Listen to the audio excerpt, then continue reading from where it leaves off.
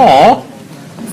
If kids will point out when you're upset, when you're angry, when you're sad, when you are feeling lost, or ask why you're happy, they want to understand, but they also understand your expressional emotion better than adults do, and they're willing to inquire because the social norm that keeps us separated from that isn't there for them. And that's something we should encourage. Yes? So do pets factor into any of this? I haven't factored them in on purpose. Pets are a random factor that I can't account for because a lot of the time some pets are actually positive and some pets are negative on a person. What would be the worst part of that pie? The taste or having it come out later? Asking the real questions. I'm more interested in the fact that Rainbow Dash can eat concrete. Wait, which situation with pets have they been negative? So the only time I can imagine that is like someone who's like clearly. I have an apartment, for instance, that is 1,400 square feet. I have a Siberian Husky. I have no yard. I have to take that Husky out to maintain its physical and mental health every day for a minimum of 3 hours to compensate for the incredible small space that dog is in comparison to what it should have. Therefore, that pet is now putting more emotional toil on me and more physical toil on me than I am receiving in return. That's one example. Another example is a cat that's just angry. So just a cat. Oh, no. Don't you yeah. Speaking of children relating to us, it's like I planned this or something.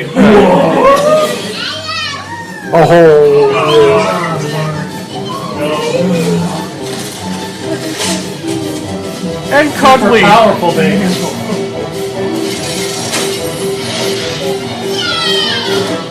She's overpowered. It's the only way she can keep up with Pinkie Pie.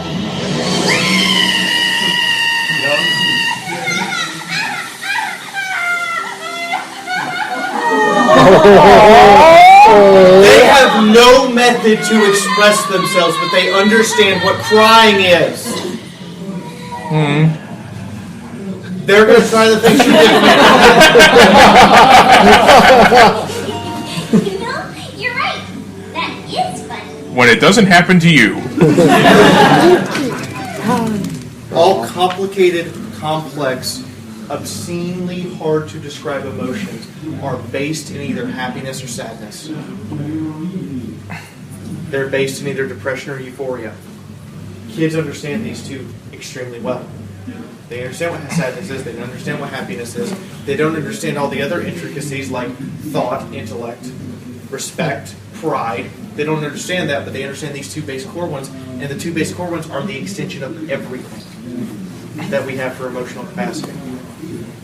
Children will understand you better than you realize if you simply take into account that all you have to do is dumb it down to their level. And you would be surprised what kids understand. Example. Kid walks up to me. Are you a boy or a girl? I'm a girl. Okay. That's the whole gender conversation for her. That's it. That's all I had to say. Done. Okay. Fixed. Us as adults. Think of the children. Talk to them. Well, it's kind of how it is for me, too.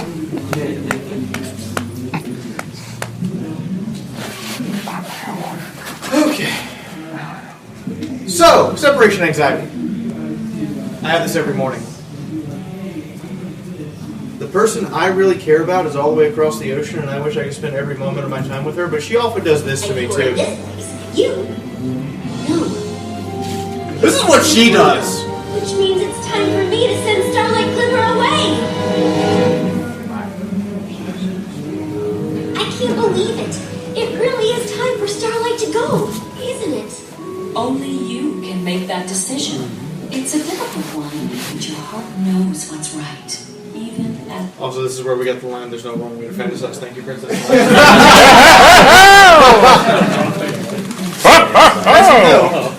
Twilight is freaking out. She's going off the rails. She cannot control herself. I can't control my volume right now because my throat's dry, and I'm wondering if I'm actually expressing myself in a way that people in the back can hear me. But the point is... I got mine. You could... There is a point where you must allow someone else to live their life and make their mistakes, as well as just do their thing. Last year at Ciderfest, I can't get intoxicated yet. And last year at Ciderfest, I had 197 messages by the time I went up to my hotel room on Friday night. All from her. This year I had 3.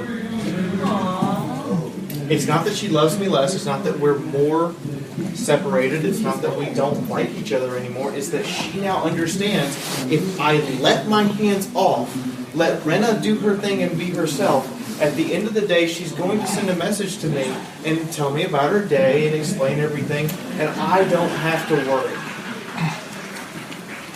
Carl, this is why we can't have nice things.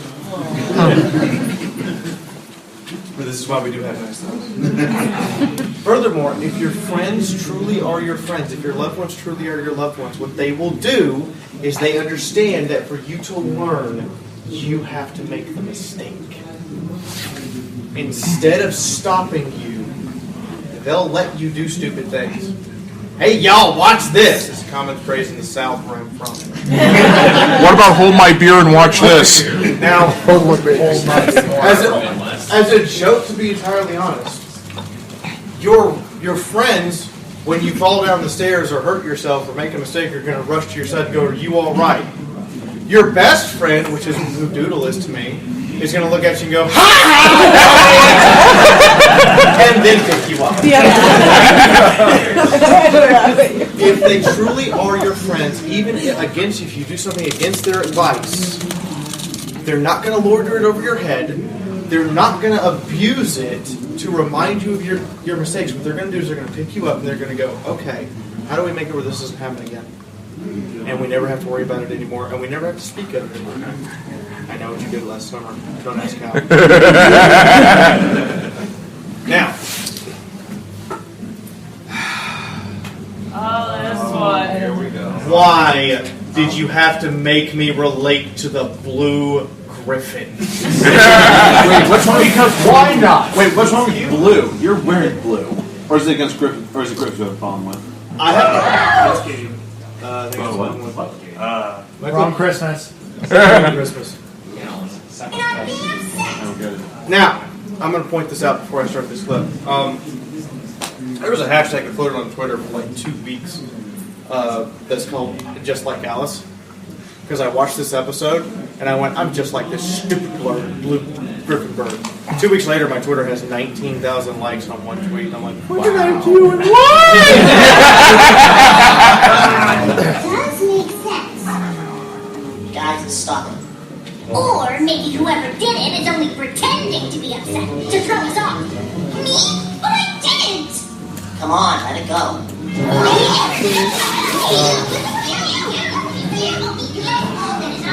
Come on! I said this, you know you did it. Just That's racist. Whole season was racist. I said stop doing it! That's not what the holidays are about. No matter what you call them, or how you celebrate. Do you know how lucky you all are? With your stories about sharing and kindness and getting together with every creature that you care about? But griffins do that too, don't they? Some holiday about a moon? Blue Moon Festival. I love the The irony. one time of year when griffins are nice to each other. Well, as nice as we can be. Families get together to eat and then complain about the food and give each other presents they don't like. Mostly just try not to yell at each other. Because you get to be with your family? No, because I don't have a family. What about Grandpa Brock? That's just his name. He's not any Griff's actual grandpa.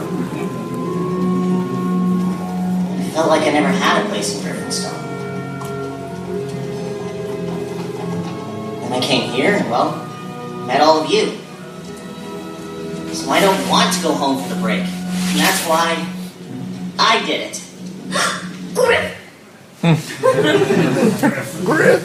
I have never spent Christmas in the same way with the same people in 18 years. I spend Christmas and Thanksgiving with whoever will take me in. I have nowhere to go. Wow. I live in Philadelphia. My girlfriend lives in England. She's my fiance now, but she's still across the ocean. It's hard to do that, especially when I'm having to move this Christmas. I'm not going to get to spend this Christmas with her and her family like I did last year. I'm going to have to, or she's not going to get to spend it with mine, like when I drove all the way across the country because I have to move in January. Physiologically, the logistical time is not there to do those things. I've never spent Christmas the same way.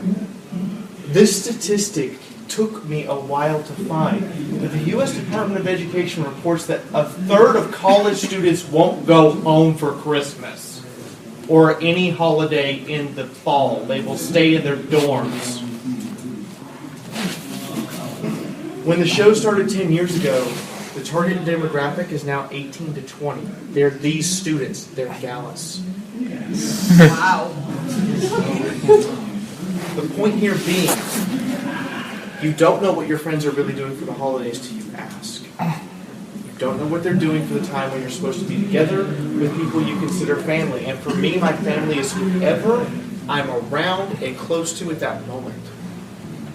Because that's all I have. I had to leave my house at 16 to the tune of a 12 gauge.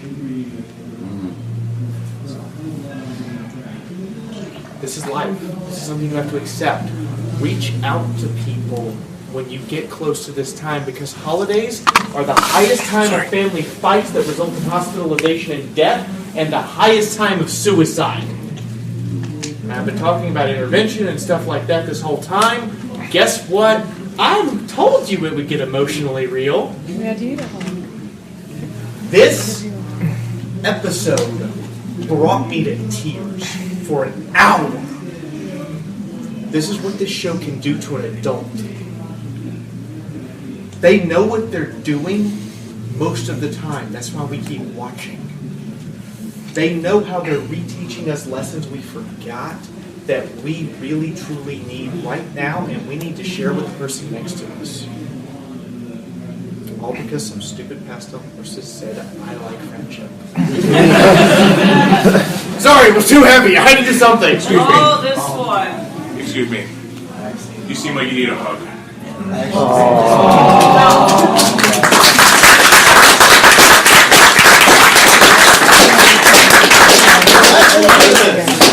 Something the show did very right. Oh, I remember this. Oh, yes. New York. This is a placeholder for divorced parents. Yep, it is. I feel like I've gotten heavier on it though. You two loved each other at some point. You hate each other now, whatever. Yeah. But you had a kid. Statistically speaking, kids who have two parents who are there for their kid will grow up happier, healthier, and mentally and emotionally stronger. However, if you continue your vehement fight with the other adult like children, you're doing nothing but hurting your child. Preach. This is the best situation that could possibly happen with divorced parents.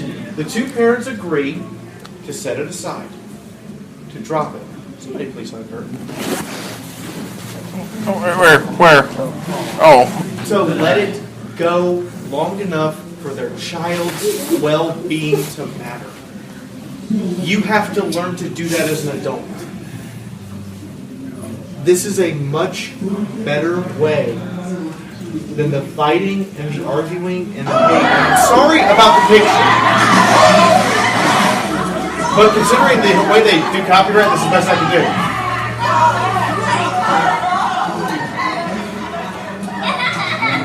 Son, there you are. Your friends told us. Set it down.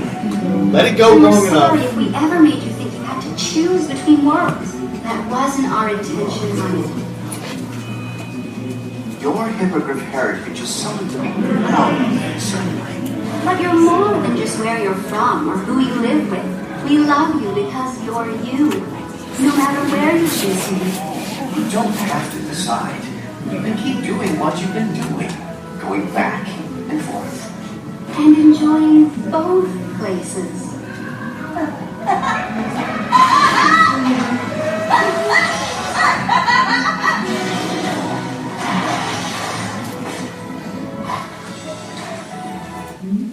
statistically, parents who agree after divorce to work out ground rules they both respect for their kid and to keep